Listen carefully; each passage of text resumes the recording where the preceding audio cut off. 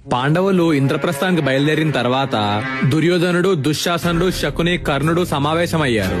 అందరూ మండుతున్న హృదయాలతో ఉన్నారు. అందరికంటే ముందు దుశ్శాసనుడు ఇలా అన్నాడు: మనమెంతో కష్టపడి ప్రణాళిక వేసి ఎంతో తెలివిగా దాన్ని అమలు చేసి సంపాదించిన అపారమైన సంపదని వృద్ధుడైన తండ్రి ఒక్క మాటతో పోగొట్టాడు అని అన్నాడు.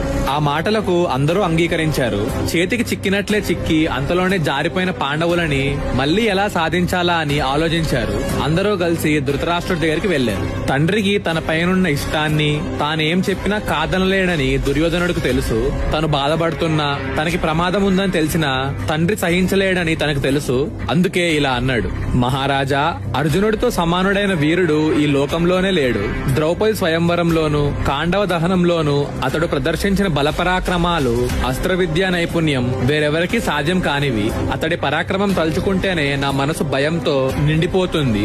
ఎక్కడ చూసినా, ఏ ఇంట్లో చూసినా బాణం, గాంధీవం ధరించిన అర్జునుడే కనిపిస్తున్నాడు.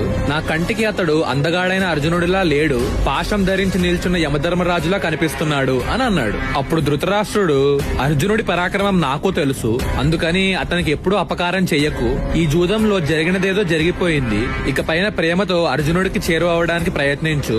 అతడినే కాదు, పాండవులందరినీ ప్రేమతో చేరదీయి. నువ్వు నిర్భయంగా జీవిస్తావు అని అన్నాడు. అప్పుడు దుర్యోధనుడు: రాజా, మేము కపటంతో జూదమాడి అర్జునుడిని ఓడించాము. మరొకసారి అలా చెయ్యలేము. అతడి నుంచి ప్రమాదం రాకుండా ఉండాలంటే అతన్ని హతమార్చే ఉపాయమేదో మీరే చూడాలి అని అన్నాడు. అప్పుడు ధృతరాష్ట్రుడు: కుమారా, పాండవుల పట్ల కపటోపాయాలు వదిలిపెట్టు. వాళ్ళింకా చిన్న వయసులో ఉండగానే వాళ్ళని హతమార్చడానికి నువ్వు ఎన్నో ప్రయత్నాలు చేశావు. అవన్నీ వాళ్ళు తిప్పికొట్టారు. పుత్ర, మిత్ర, బాంధవ జనంతో క్షేమంగా ఉండాలనుకుంటే వారికి హాని తలపెట్టకు అని అన్నాడు. దుర్యోధనుడు ఒప్పుకోలేదు. వెంటనే ఇలా అన్నాడు: రాజా, దేవగురు బృహస్పతి చెప్పిన మాటలు మీకు తెలుసు. నీకు ఎవరి వల్లైనా హాని కలిగే అవకాశం ఉంటే వారు నీకు శత్రువులు. యుద్ధం చేసి గాని వేరే ఉపాయాల వలన గాని శత్రువులని హతమార్చాలి. మనం ఎలాగోలా పాండవుల సంపాదన చేజెక్కించుకుంటే దానితో ఇతర రాజుల్ని ఘనంగా సత్కరించి ప్రలోభ పెట్టి మన వైపు తిప్పుకుంటాం. అపారమైన శక్తిమంతులం అవుతాము.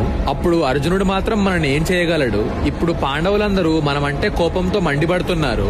వారిని అలా వదిలేస్తే నీ కుమారులమందరం వారి కోపానికి భస్మం అవుతాము. అందుచేత మనం ఆత్మరక్షణ ఉపాయాలు వెదుక్కోవాలి. పాండవుల పతనంలోనే మన రక్షణ ఉంది. దానికి మేము ఒక ఉపాయం ఆలోచించాము. నువ్వు పాండవులని మళ్లీ జూదానికి పిలువు. ఈసారి జూదంలో ఒకే పందెం, ఒకే ఆట. అదేంటంటే